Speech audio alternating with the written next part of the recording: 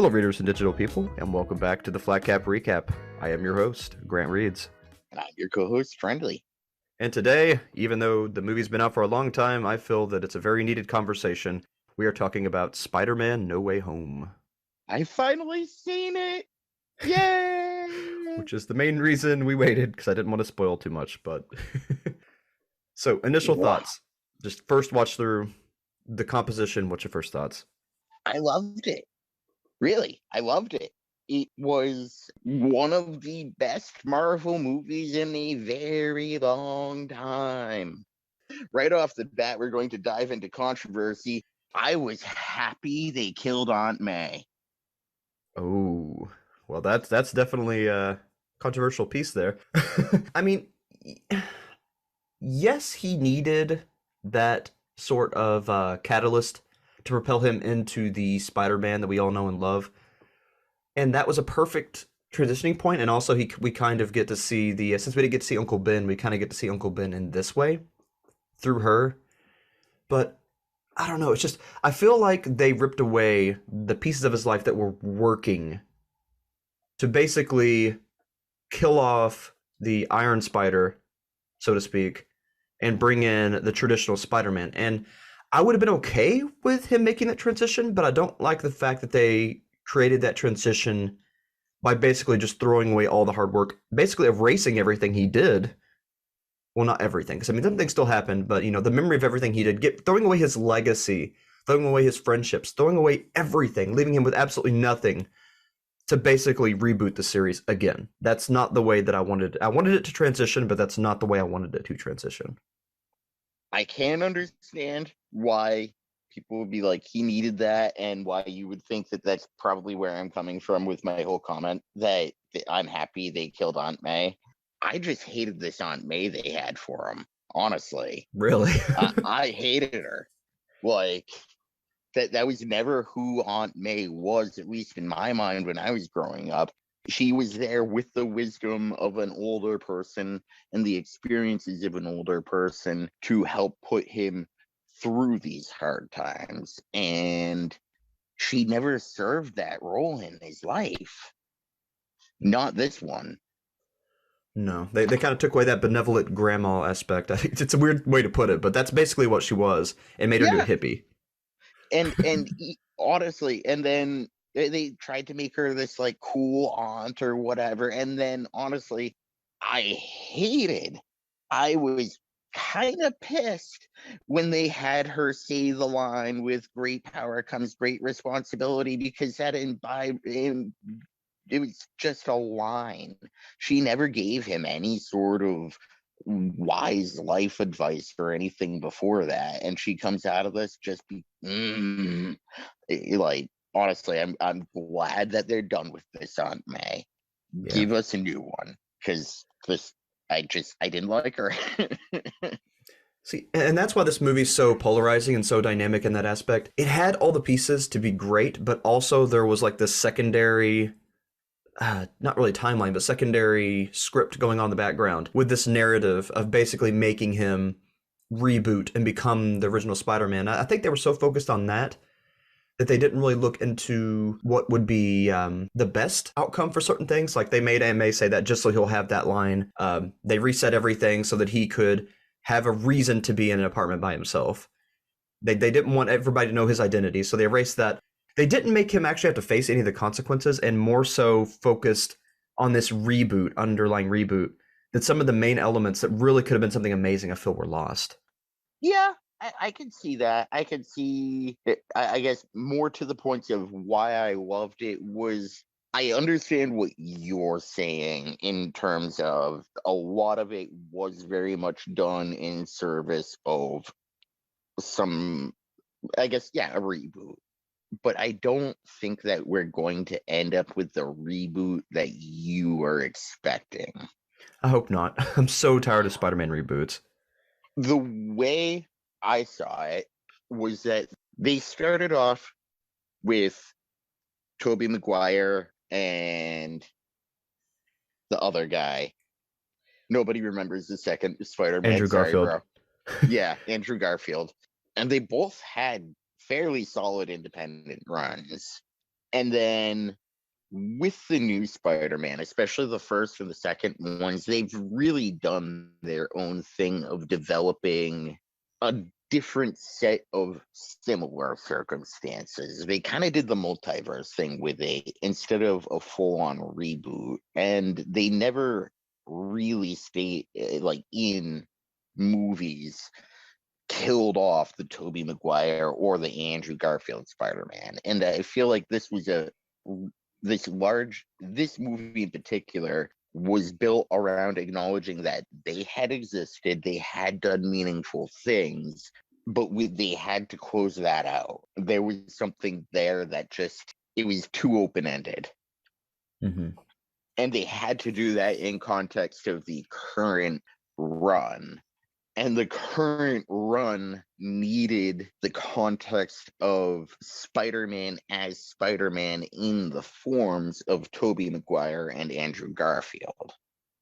This movie in particular was how they took the knowledge and experience and the hurt and the pain of the original Spider-Mans that we grew up with and imbibed that knowledge as they could and those experiences as they could to the new franchise. Mm-hmm. And there are things, as I'm a parent, and there are things that as a parent you can try and speak to your child or somebody else, anybody else, that without some experience there to solidify and anchor those words, they just really can't fully sink in. You can't have that full realization that is required to move on to the next step. And they managed to take those characters, giving him those words, and then through the loss of everything, they have that solidifying effect, or the ability to solidify in him and allow him to move into the next phase of Spider-Man, really, which would be, and they set up for it, Spider-Man versus Spawn. Mm-hmm. Yeah, I mean, they did a pretty good job at basically passing the torch, solidifying this as the true Spider-Man instead of the metal Spider-Man, the Iron Spider-Man. But I don't know. I think I mean, I loved a lot of things they did with it. I loved a lot of the plot points, but I think the problem I have with it is that they tried to do too much at once. They had him kind of seeing the pain of the past and kind of carrying that torch and connecting all the Spider-Man together. They also had him in sort of a rebooting into that Spider-Man. And then they had the third thing with all the dimensions being ripped up and then the whole separate thing with Doctor Strange. I feel like they tried to pull off a little bit too much. And I feel like they did that to make this movie a transitional movie for what's to come. And I don't know, something felt overlooked. I don't feel the love and care and the attention to detail that I usually see in Marvel movies. It felt very smushed together, like very, very compacted. And again, like I said, that's not to say the movie was bad. I really enjoyed the movie too. It's just there's something about it that felt like they ignored something big. And I feel like some of that comes from the fact that no one was helping him at the beginning. It's like, okay, why would they suddenly not help him when he was a member of the Avengers and had all the support from everybody else? Why is it now that everyone cuts him off? Was it because of the controversy that was going on at the time with Mysterio? Or did the Avengers just say, "Oh, we're too busy. You just deal with your own crap," even though he's a kid and he should be protected by the other Avengers, and if not them, at least by Stark Industries, since Tony kind of wanted to pass everything to him. Like, where was Pepper? I know she has a kid she's taking care of and stuff, but shouldn't she have at least given him a room somewhere or hit him off somewhere? I mean, why did nobody care for him suddenly? It just didn't make sense canonically. I don't know enough about the comics to be able to know what happened in already pre-established lore and stuff, but it seems to me like Tony left Happy in charge, and Happy's job was to protect Peter, and instead has been chasing Aunt May and completely failed to even tell anybody any of it. And of course, you're off banging his, essentially mom. Like, of Yeah. course he's not going to fucking come to you. Like, So is that what we're seeing here? Is it not a disconnect or a miswrite, but we're actually just seeing Happy fail at being what he was supposed to be? Maybe? I that was kind of where my brain was going. It took you pointing that out and me thinking about it for a second, but I think that is what Happy's role always was. He was the go-between. He was the guy that was supposed to be like, "Hey guys, Peter's in trouble now. Time for Daddy to come home and put the kids straight because he ain't listening to Yeah. me." Yeah. I think part of it was, I think, on Happy's account, if this is not just something they threw under the table just to allow all this to happen, and it was actually well thought through, then I think what happened is Happy, after Tony's death, just couldn't handle reality anymore. So he confided all of his essence into Aunt May and focused on that relationship instead, and kind of just left his responsibilities on the wayside a little bit. And that's why we saw Peter fall into the situation in the first place. I can see that very much. So really, there was always kind of an inkling of like interest there. Even the first movie, I think he made some comment like, "Dude, you're on hot," Mm-hmm. and but he hadn't abdicated those responsibilities at that point. And then Tony. Just, do you see Yeah, where I'm coming from though with the disconnects? I mean, I don't know if it's actually disconnects or if there was just so much to be included in this. That's just the best way they could connect these like 1,000 links they start at the same time. But I don't know. It just, to me, it kind of feels like there's multiple writers in the room spouting different things, and then there was a third party that had to kind of struggle to tie everything together. Or do you just feel like it was just that complicated? I think in particular the Spider-Man franchise presented a unique combination of issues. In particular, it was the only one that has had this many movies under the Spider-Man title with so many different repeats and everything that I think it very well may have been a situation of trying to just pull it all back together. Mm-hmm. Try to please everyone. No, not please everyone. You're more I so think saying tie together the loose rein ends it from where it became different things. I think Marvel started off as its own thing with a select amount of IPs, and then it just grew massively. And a lot of what they did was honestly just there to keep their IP. Now, under Disney, they have even more, and they've branched out into a lot of it, but they've done it for so long that it really has just become overly convoluted. I'm a big fan of Marvel, and there's nothing Marvel that I really haven't watched for the past 20 plus years. That being said, I can't keep it all straight.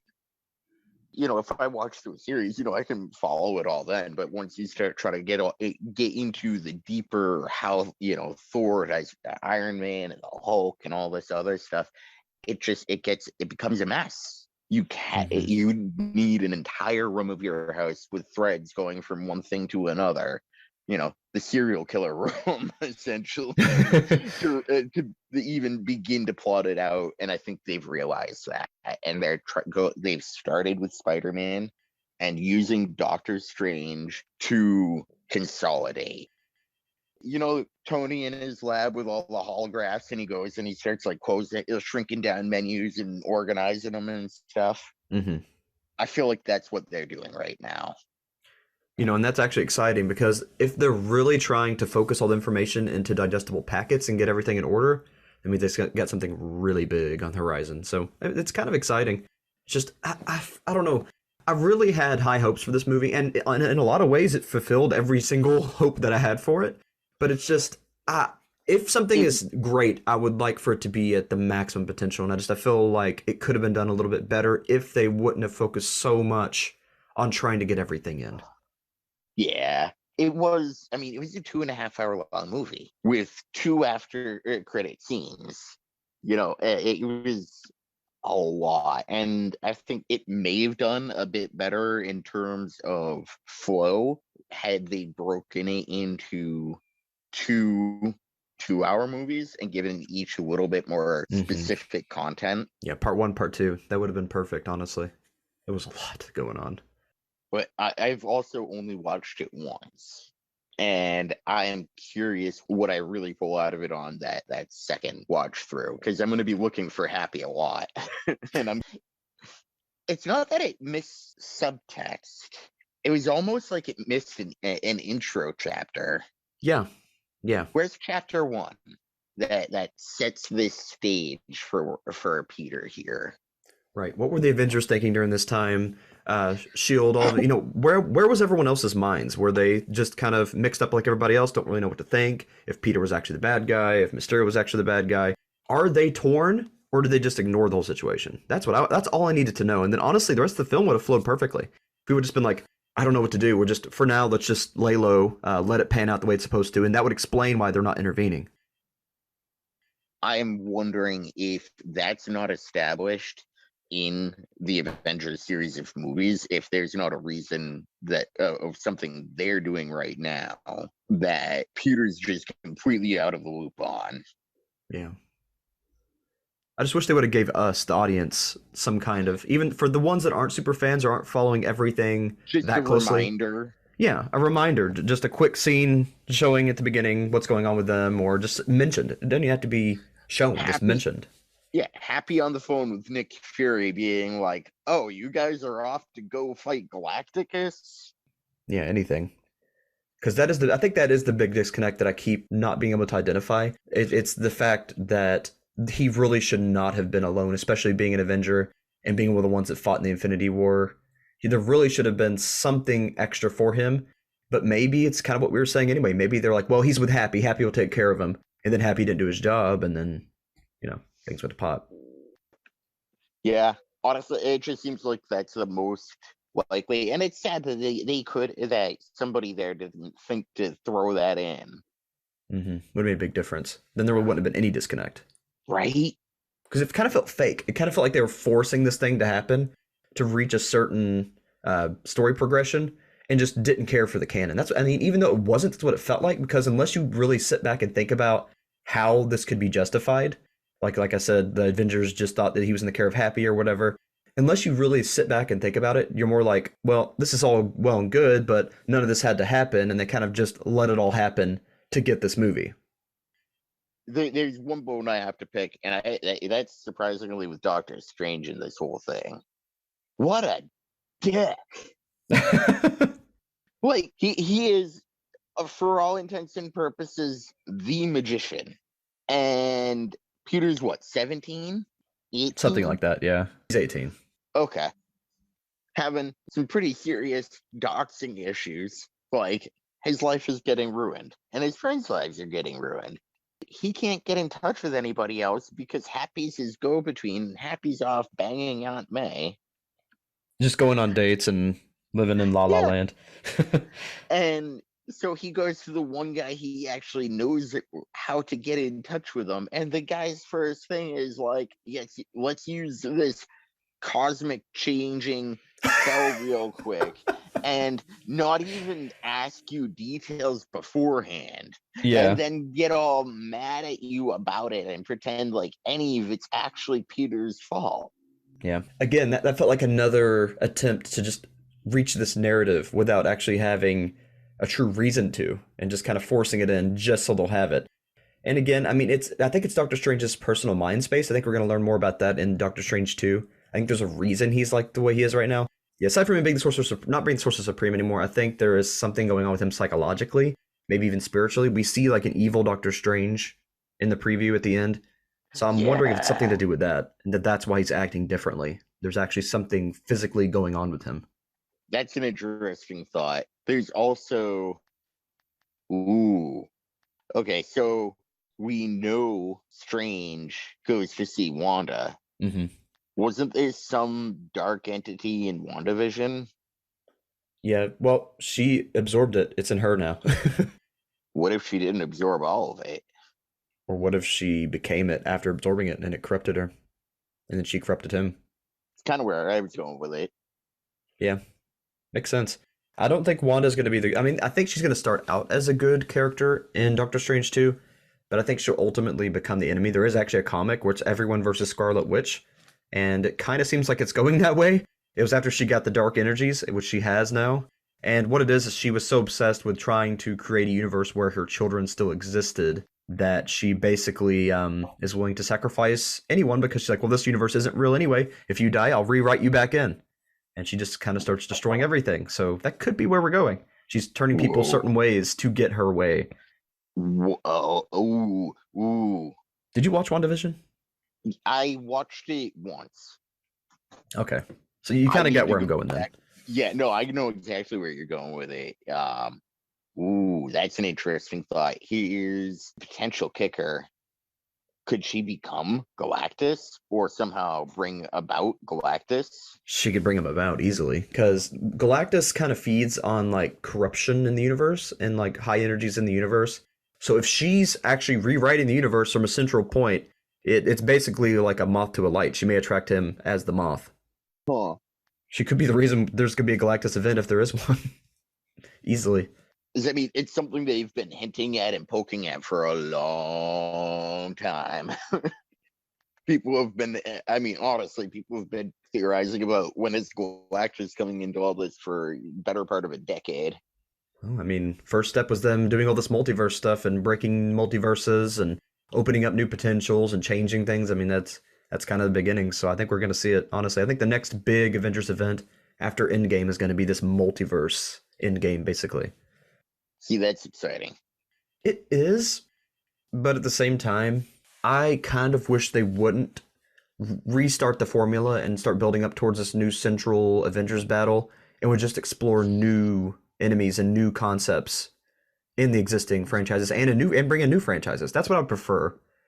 And I think that's what they're starting to do a bit. I feel like Spawn and Eddie Brock and Peter Parker and Spider-Man is going to end up being a testing platform for that format. And honestly, I think it's awesome that they've basically opened the door where they could have a Spider-Man 4 or Amazing Spider-Man 3. It would actually make sense in the canon now because we've been reintroduced to the characters in the main canon. So they're all canon now. I mean, that was freaking cool. I love the way they did so many things in this movie. But then again, with the multiverse connecting thing, I feel like this is just going to be another piece to the puzzle and it's going to be overlooked in some ways. I think that's the main thing. I just don't want it to be overlooked. I want it to be its own contained piece of art. And I feel like it's just going to become a puzzle piece because of the way they do things. There is a potential it becomes that. Well, I've said my piece on this. Do you have anything else you'd like to add about the movie? Or should we just kind of leave this at a to be continued when we look back into Marvel later on? Yeah, let's just leave this at a to be continued. Well, thank you all for listening today. We will definitely be coming back to Marvel, so hit that subscribe button if you'd like to hear us talk more about Marvel movies and maybe Marvel comics and things like that in the coming episodes. I have been your host, Grant Reeds. I've been your co-host, Friendly. And this is the Flatcap Recap. Keep your eyes wide open and never stop reading. I'll see y'all.